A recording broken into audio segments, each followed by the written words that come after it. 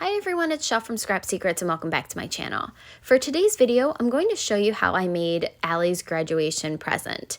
This is not my original idea, it's actually from a Maymay Made It video, so I will leave the link to her video in the more information sections. Make sure you check that out, but I'm going to show you the modifications that I made to her project. So you're going to need a 12 by 12 piece of cardstock to start off with. You want to make sure that it's a little bit thicker. You don't want that really thin scrapbook paper. You're going to make score marks at 2 3/4, 3 1/4, 8 3/4, and 9 1/4. And then you're going to turn it and score at 8 and 8.5 inches.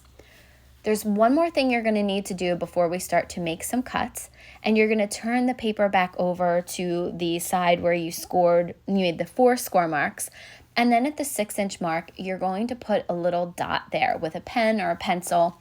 This is going to help us create the angle for the cap. So before we can do that, we're going to need to cut away those sides.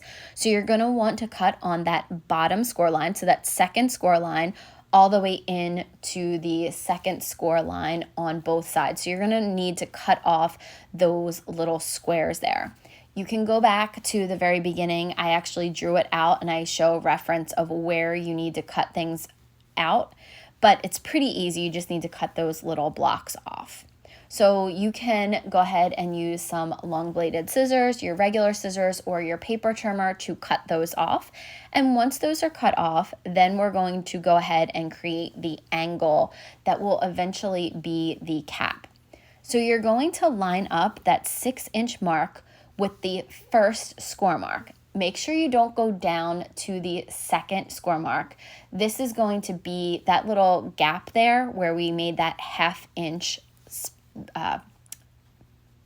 score marks. That's actually going to be your spine, for lack of a better word, your spine for that cap. It's going to be what you fold over. So you want to make sure you only cut up into that first score mark. As you can see here, you don't want to cut down into the second one. So there's going to be like a little step down. So once you've gone ahead and done that for both sides, you can save those pieces. In Maymay's, she had a little bit of a collar on there, but Allie had an extra sash on her. She had a bright yellow sash, which she hated, but she wore it because it was honors, and I wanted to create that on mine. That was not one of the things that was on Maymay, so I'll show you how I did that. I'm going to go ahead and burnish all my score marks in, just so that we can start working that paper and breaking that fiber down so everything can be in that kind of box shape. So this is going to be very reminiscent if you've ever made any of Maymay's folios. You kind of have that little bit of a spine. So you're going to have a spine on both sides and then the top. So it's almost going to be kind of like a box with no bottom to it to create the cap and the gown look. So once I have them all folded, you can kind of see, you can kind of get the vision. From another piece of paper, I'm going to cut a 5 by 5 inch square for the cap, and then I'm going to go ahead and also cut a 4 3/4 by 4 3/4 square that we're going to place on top of that 5 by 5 square. We're actually going to be using a brad and some baker's twine to go ahead and create the kind of notch at the top where you put the tassel through, and the baker's twine is going to be the tassel. So we'll get to that in a minute, but these are just, and I think I did, it's an 1.5 inches. So I found the middle here. So these strips are 1.5 inches by the length of the gown. So I guess it's about 8 inch. I think it might be 8 inches. Yeah, the bottom should be about 8 inches long.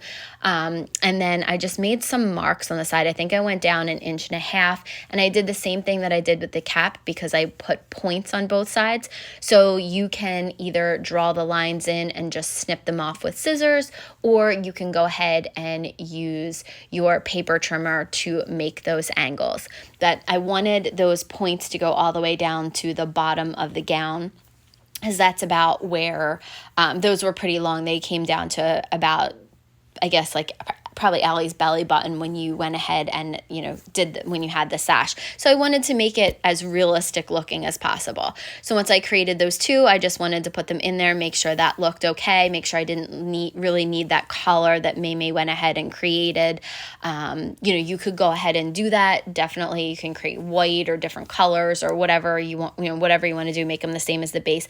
I just didn't think it was necessary once we went ahead and added the little sash in there. So now I'm just taking some baker's twine and creating the tassel. I did have to cut some of this out because I do have fake nails on here, and for some reason I could not get that knot to tie at the top. So while you're watching me do this, you're just going to see I'm going to add a brad to it. I'm going to go ahead and put the tassel through, and then I'm going to use some foam tape to attach the 4 3/4 square to the 5-inch square, and then I'm going to go ahead and only put glue down onto the top of that tab above that first score line and put the cap on there. But what I did want to talk to you guys about, I wanted to tell you a really cute story while we're doing this. If you saw the cover picture at the very beginning, I made Allie's graduation cap. They were able to decorate it, and they just had to turn it in to go ahead and, you know, just get it approved before they did it. So she came over my house and we were looking to design it, and she is probably one of the most indecisive people, and I can be too. So we were trying to figure out what we wanted to do, and she wanted to do something with Snooki and said, "Where's the beach?" And I was like, "Oh, please, no." And then she wanted to add a picture of Snooki, and I told her that would never fly because the picture she showed me had Snooki with 2 bottles of champagne, 1 in each hand, and I was like, that's never gonna fly. So some of her friends said you should do grads are here, like cabs are here for Pauly D, because if you haven't figured out by now, she's obsessed with Jersey Shore. And I was like, I don't really love that either. So I didn't really know, and she left. We didn't really come up with any designs.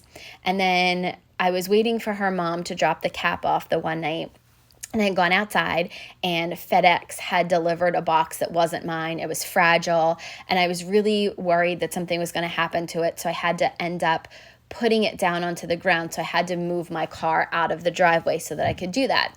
So I moved my car out of the driveway, and it also happened to be trash night. So I took the garbage cans down. I decided that I didn't want anybody to like be able to see that large package was there. So what I did was I moved my car back into the driveway. And when I took the car from my driveway into the parking lot, the radio wasn't on. When I got back in the car, the radio was on, and it was on to a station that I don't remember turning on. And there was a Frank Sinatra song playing. And when Allie was little, my grandfather, after every Sunday dinner, he would take the girls out to the car and play Frank Sinatra. And unfortunately, he passed away several years ago, but Allie was always super close to him. She was really the only grandkid that was old enough really to remember him. And so some of the things she had thought about doing was Frank Sinatra quotes. So I had texted her that night. She was at her last dance, and she said she couldn't stop crying. She said she had to stop reading my message because I told her what had happened, and I was like, it was a sign from Grandpa. And then later on that night, I was watching Family Guy, and it was an episode where Brian the dog and Frank Sinatra Jr. were up on stage dancing. And I'm like, all right, Grandpa, I got it. We have to do the Frank Sinatra quote. So Allie was just in tears. I was crying. So it was totally a sign from Grandpa. And then to honor him, what she did was she actually put one of my favorite pictures. It's one of her and him on the inside of her cap, and wore that to graduation. So again, you know, everybody was starkly crying. Nona had lost it. And, you know, I was telling her on the way to graduation, I was telling her that story because she hadn't heard it. And she just was like beside herself. So I thought that was so cute. And she's such a good kid. And, you know, it was so sweet for her to honor Grandpa that way and, you know, keep his memory alive. Okay, back to the project. So now we're going to create the interior pieces that are going to house either your pictures, your gift cards, where people are going to sign if you're making this kind of for like graduation is kind of a guest book kind of thing, best wishes, however you want to do it. The cardstock is cut to 7 3/4 by 11 inches, and then you're going to score at 5 1/4 and 10 1/2. I decided to use 3 pieces of cardstock. You can use as many as you want, depending on however many you need for your project. And then I am going to burnish all of the score marks and then attach them with Bearly Arts glue. You can attach them with liquid or with tape. It doesn't matter how you attach them. And you can attach them in whatever way, shape, or form you want. You can make it like they fold into each other. You can make it like an accordion. So you figure out how you want yours to go together. Mine just go together like an accordion. And once I had all of the pages attached together, I made sure that I had enough for all of the gift cards and then my note to Allie. I'm going to attach them, and then I'm going to start to do the decorations for the interior pieces.